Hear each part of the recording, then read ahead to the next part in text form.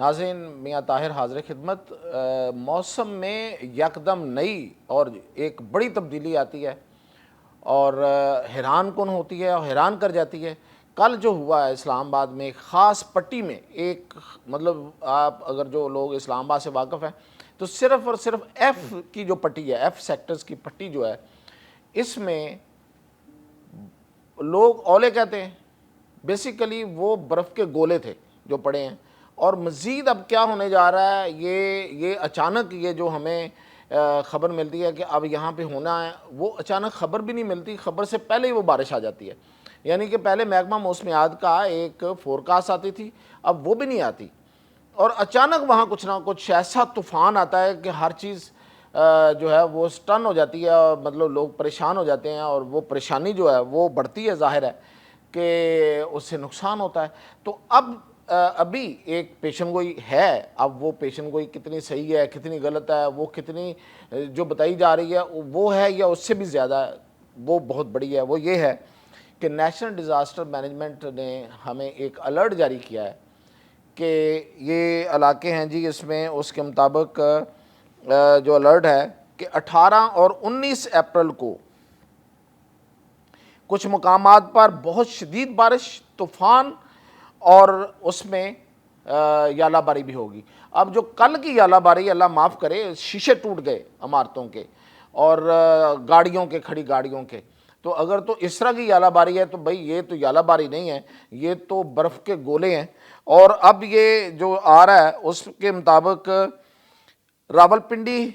اور پنجاب کے کئی علاقے، راولپنڈی، اسلام آباد اور پنجاب کے کئی علاقے، وہاں پہ شدید موسم کی وارننگ جاری کر دی گئی ہے، ایک شدید الرٹ جاری کر دیا گیا ہے۔ اس میں اٹک، چکوال، گجرات، جہلم، اس میں یہ ہے کہ آندھی اور طوفان ہوگا، اس کے بعد پھر بارش اور یالہ باری ہوگی۔ اور اسی طرح جو سینٹرل پنجاب ہے اس میں فیصل آباد، حافظ آباد، جھنگ، خوشاب، میاں والی، لاہور، نارووال، ساہیوال، سرگودا، شیخو پورہ۔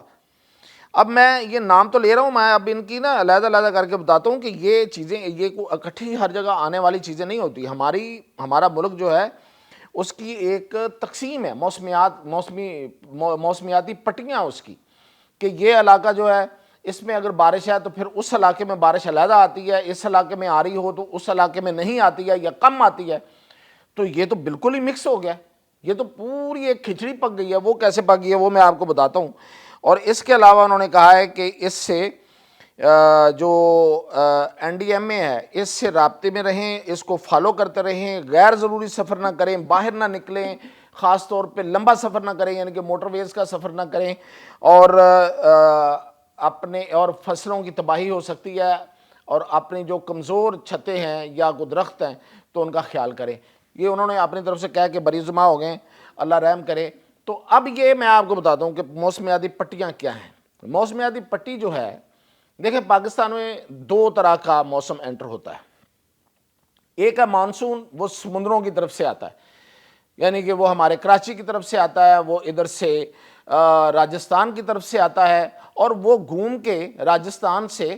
پیچھے سے ہو کے وہ نئی دہلی کی طرف سے بھی آتا ہے۔ تو یہ ہیں مانسون، یہ جو سمندروں کی طرف سے آنے والا اس کو مانسون کہتے ہیں۔ لیکن کچھ عرصے سے پاکستان میں ایک ویسٹرن سسٹم بھی داخل ہونا شروع ہو گیا ہے، مغربی ہوائیں جو ہیں وہ آنا شروع ہو گئی ہیں، یہ کچھ عرصے سے ہوا ہے۔ اور وہ اچھا پہلے جب آتی تھی اس کا بھی ایک سیزن ہوتا تھا، اور وہ ایک خاص حد تک ہوتی تھی، پتہ ہوتا تھا کہ یہ ویسٹرن سسٹم جو ہے وہ انٹر ہو رہا ہے۔ اب تو وہ جو ویسٹرن سسٹم ہے وہ اچانک ان ہوتا ہے، اور ایسا ان ہوتا ہے کہ یہ جو کل والا ہے یہ بالکل وہی ہے جو اسلام آباد میں ہوا ہے، اور اسلام آباد اور اس کے پیچھے پھر جا کے کے پی میں بھی ایک خاص ایریے میں جا کے اس نے اپنا دکھایا اپنا آپ، اور کشمیر کے ایک خاص ایریے میں، یعنی کہ مطلب آپ سمجھیں کہ یہ جو سسٹم ہے اس نے اپنی تقسیم خود کی ہے، کچھ سمجھ میں نہیں آیا کہ ایک تو میں نے کہا نا کہ ایف سیکٹر پورا اس کو بنایا، جی جو ہے وہ اس طرف ہے، جی سیکٹر، اور ای اس طرف ہے، ان کو کسی میں اس طرح کی جو گولہ باری ہے، گولہ باری کہوں گا ایسے، یعنی کہ جو برف کے گولے ہیں وہ نہیں گرے۔ اسی طرح کے پی کے کچھ علاقے اور باقی جو ارد گرد کے علاقے ہیں وہاں پہ اتنا کچھ نہیں ہوا۔ پھر کشمیر میں کچھ علاقے، اچھا اب یہ پہلے یہ ہوتا، میں نے آپ کو بتایا کہ یہ مانسون آتا ہے، ویسٹرن آتا ہے، تو مانسون اور ویسٹرن کا اگر ہم ملا کے بھی دیکھیں تو یہ موسمیاتی پٹی بنتی ہے کے پی کا پورا اوپر کا حصہ جو پہاڑوں کا علاقہ ہے، خیبر پختونخوا پورا تو پہاڑ اس طرح سے نہیں ہے، جو بالکل اونچے پہاڑ ہیں وہاں کا علاقہ، اور پھر وہ کشمیر سے ہوتا ہوا وہ داخل ہوتا ہے یہاں سے انڈیا کی طرف سے جموں کے اوپر سے، اور یہاں آتا ہے یہ پنڈی اسلام آباد اور یہ پورا سیالکوٹ اور گجرانوالہ، یہ موسمیاتی پٹی بنتی ہے۔ کچھ عرصہ اس میں لاہور شامل ہو گیا تھا، تو جو بارش اگر پنڈی میں ہو رہی ہے تو لاہور میں بھی ہوتی تھی۔ اب کچھ عرصے سے لاہور اس میں سے نکلا ہوا تھا، لیکن لاہور سے آگے شیخو پورہ اور شیخو پورہ سے آگے ساہیوال تک یہ تو بالکل ہی علیحدہ موسمیاتی پٹی تھی۔ لیکن اب ہم کیا دیکھ رہے ہیں، میں نے ابھی جو آپ کو الرٹ پڑھ کے سنایا ہے کہ یہ نہ صرف یہ پورا شمالی علاقہ بلکہ پورا وسطی پنجاب بھی اس میں آ رہا ہے، تو اس میں شدید تباہی کا جو الرٹ دیا ہے، اللہ خیر کرے۔ اور اس کے علاوہ پہاڑوں پہ جو گلیشیئر ہیں ان کے اندر ہمیں جو سائنسدانوں نے اطلاع دی ہے، ہماری جو بات ہوئی ہے وہ یہ ہے کہ یہ جو ہمالیاز کے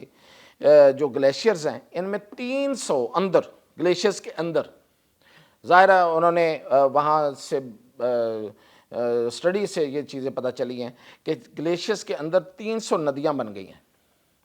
یعنی کہ اندر پانی پگھل رہا ہے، اوپر گلیشیئر ہے اور اندر پانی پگھل رہا ہے، اور برف پگھل رہی ہے، پانی بن رہا ہے، اور وہ جو ہے وہ 300 ندیاں بنی ہوئی ہیں، اور ان 300 ندیوں میں سے 30 ندیاں جو ہیں وہ پھٹ سکتی ہیں، کسی وقت بھی برسٹ کر سکتی ہیں۔ تو وہ اتنی بڑی بڑی ندیاں ہوتی ہیں، یہ جو گلیشیئرز ہیں، ظاہر ہے کہ اب اس کی تو وزن کرنا ہی، یہ جو گلیشیئرز ہیں ان کی برف کا تو وہ لامحدود برف ہوتی ہے، اور کتنے اونچے پہاڑ برف کے ہوتے ہیں، اس کے درمیان میں جو بنی ہوئی ندی ہے اس میں کتنا پانی ہوگا، اور وہ اندر بنی ہوئی ہے، اور وہ اگر برس کرے گی تو آپ کو یاد ہوگا کہ عطا آباد جھیل جو ہے وہاں پہ یہ ہوا تھا، یہ فنامنا، تو وہ برس کر گئی تھی اور بالکل اس نے پورا جغرافیہ چینج کر دیا تھا، ایک نئی جھیل بن گئی تھی، وہاں پہ گلیشیئر پھٹا تھا۔ تو اس سے بھی بڑے گلیشیئر جو ہیں، اس سے بھی بڑی ندیاں جو ہیں وہ پھٹ سکتی ہیں، یہ 30 کے قریب وہ کہہ رہے ہیں کہ ان کے چانسز ہیں۔ اور اس کے علاوہ یہ ہے کہ سطح سمندر 1.1 ملی میٹر بلند ہوتی رہی ہے، اب وہ 3.6 ملی میٹر کچھ جگہوں پہ بلند ہو رہی ہے۔ یہ جو ہمارا ساحلی پٹی ہے، جتنی بلوچستان سے آگے پورا سندھ اور انڈیا تک یہ جو پٹی ہے ساحلی پٹی، اس میں سطح سمندر یعنی کہ سمندر کا پانی جو ہے وہ بلند ہو رہا ہے۔ 1.1 ملی میٹر ہوتا تھا سالانہ، اب 3.6 ملی میٹر اوپر جا رہا ہے کچھ علاقوں میں۔ اب اس کا مطلب یہ ہے کہ وہ پانی آگے آ رہا ہے، اوپر جائے گا تو پانی اگلی طرف آئے گا، اور وہ زیادہ حصہ جو ہے وہ زمین کا وہ لے لے گا۔ تو اس میں تو ایسی ایکو سسٹم ہوتا ہے ہمارا قدرت کا بنایا ہوا، مینگرووز کے جنگلات ہیں وہاں پہ، جو آبی حیات ہوتی ہے، اور پھر وہاں پہ مینگرووز میں دوسرے حیوانات ہوتے ہیں، تو وہ سارے انگلف کر لے گا، یعنی کہ وہ کھا جائے گا سمندر۔ تو یہ ایک بہت بڑا نقصان ہے، اگر وہ سمندر وہ چیزیں کھا جاتا ہے یعنی کہ اپنے اندر لے جاتا ہے تو یہ اور بہت بڑا نقصان ہے۔ تو یہ اتنا بڑا جو الرٹ جو ڈسٹربنس آ رہی ہے۔ اور دوسری یہ کہ سائنسدانوں نے بتایا ہے کہ اصل میں یہ ہوا کیا ہے کہ ایک ایل نینو سسٹم ہے۔ یہ ایل نینو سسٹم جو بحر الکاہل میں یہ بنتا ہے، یہ کیسے بنتا ہے ابھی تک ان کو بھی نہیں پتا، لیکن یہ ایک بن گیا ہوا ہے۔ اس کے تحت ایک ہیٹ ویو آتی ہے، وہ کسی بھی طرف چلی جاتی ہے، کسی بھی ملک کی طرف چلی جاتی ہے۔ آپ کو پتہ ہے یہ جتنے سمندروں میں طوفان آتے ہیں یہ بھی اسی کی وجہ سے آتے ہیں۔ اچھا، وہ جو ہیٹ ویو جاتی ہے تو اوپر جا کے کسی جگہ پہ اگر وہ ببل بنا لے، ایک غبارے کی شکل اختیار کر لے، تو اس کا نقصان یہ ہوتا ہے جو کل اسلام آباد میں ہوا ہے۔ اب ہماری فضا میں ایک خاص بلندی پر وہ جا کے ببل بنا ہوا ہے، اور نیچے والی جو حصہ ہے جہاں پہ وہ نہیں ہے وہ خالی ہے۔ تو جب یہ مغربی ہوائیں آئی ہیں تو وہ تیزی سے گھسی ہیں یہاں پہ، اور ان کو جو اس ایریا کی ہیٹ تھی، جو نیچرل ہیٹ ہوتی ہے، وہ نہیں ملی۔ جب وہ نہیں ملی تو وہ جو اس بارش کا ان بادلوں میں، ان ہواؤں میں، ان کے ساتھ آنے والے بادلوں میں جو پانی تھا وہ برف بن گیا اور برف کے گولے بن گئے۔ تو اگر اچھا یہ دو طرح کا کام ہے۔ اب اگر وہ جو بنا ہوا ہے غبارہ وہ پھٹتا ہے، وہ جو ببل ہے وہ پھٹ جاتا ہے، فرض کریں وہ جو ہیٹ کا ببل ہے، تو وہ کلاؤڈ برسٹ ہوگا۔ اور کلاؤڈ برسٹ کہاں ہوگا؟ مارگلا کے پہاڑوں پہ ہوگا، اس کے علاوہ ہمالیہ کے پہاڑوں پہ ہوگا، اس کے علاوہ جتنا خیبر پختونخوا کے اونچے پہاڑ ہیں ان پہ ہوگا۔ اگر کلاؤڈ برسٹ ہوتا ہے تو بہت تیز بارشیں آئیں گی، اتنی تیز بارشیں آئیں گی کہ جس طرح سوات میں ایک آپ کو یاد ہے کہ سیلاب آیا تھا، اور بہت برا سیلاب آیا تھا، اس نے کتنا انفراسٹرکچر جو ہے بہا کے لے گیا تھا، اور اتنی تباہی ہوئی تھی کہ آج بھی سوات اگر آپ جائیں تو سوات اس ایریا میں آنے والے لوگ ابھی تک جو ہے ان کی بحالی نہیں ہو سکی، اتنا نقصان کیا تھا۔ اب وہ ایک تو وہ نقصان ہوتا ہے، دوسرا یہ کہ جو نیچرل پروسیس ہے گلیشیئر کے پگھلنے کا وہ رک جائے گا، کیونکہ وہ بارشیں پڑ جائیں گی وہ، اور اس کی وجہ سے درجہ حرارت وہاں کم ہو جائے گا۔ تو برف پگھلنے کے لیے درجہ حرارت کی ضرورت ہے، تو وہ 30 سینٹی گریڈ تک جانا چاہیے گرمیوں میں، پھر جا کے وہ برف پگھلتی ہے۔ تو وہ 30 سینٹی گریڈ نہیں جائے گا کیونکہ وہ کلاؤڈ برسٹ ہو گیا ہوگا، تو اس کے بعد وہ جو گلیشیئرز ہیں وہ بھی نہیں پگھلیں گے۔ تو یہ ایسی عجیب و غریب صورتحال چل رہی ہے، کچھ سمجھ سے باہر ہے، اور یہ سمجھ سے باہر جو چیزیں ہوتی ہیں، ظاہر ہے میں نے پہلے بھی کہا تھا کہ یہ قدرت کا ایک قانون ہے، قدرت سے مراد نیچر کا ایک قانون ہے، اور اس کو ہم نے چونکہ چھیڑا ہے، انسانوں نے اس کو ڈسٹرب کیا ہے، تو اب وہ ڈسٹرب ہو گئی ہے، وہ جو جتنا سسٹم ہے ڈسٹرب ہو گیا، اور ہم اس کے نتیجے میں ڈسٹرب ہو رہے ہیں، ہمیں اس کی سزا بھگتنا پڑ رہی ہے۔ اللہ ہم سے ناراض نہیں ہے، لیکن قدرت کا یہ نظام جو ہے اس کو ہم نے ڈسٹرب کر دیا، امبیلنس کر دیا۔ اب اس کا حل یہ ہے، اب ہمیں ایک تو وہ دوسرا ہے کہ توبہ طائب کریں، تو ایک جو اس کا دنیاوی حل ہے وہ یہ ہے کہ ہم اپنے انتظامات کریں، ان آفتوں سے، یہ آفتیں ہیں، یہ ہیں آفتیں جنہیں ارض و سما کی آفتیں کہا جاتا ہے۔ تو ان آفتوں سے بچنے کے لیے ہمیں بھی کچھ کرنا ہے۔ اللہ نے ہمیں عقل دی ہے، اس عقل کے مطابق ہمیں اپنے حفاظتی انتظامات کرنے ہیں ایک تو، اور دوسری طرف ہمارے اپنے جو پانی کے ذخیرے ہیں وہ بڑھانے ہیں، اور اپنے جو انفراسٹرکچر ہے اس کو مزید مضبوط کرنا ہے،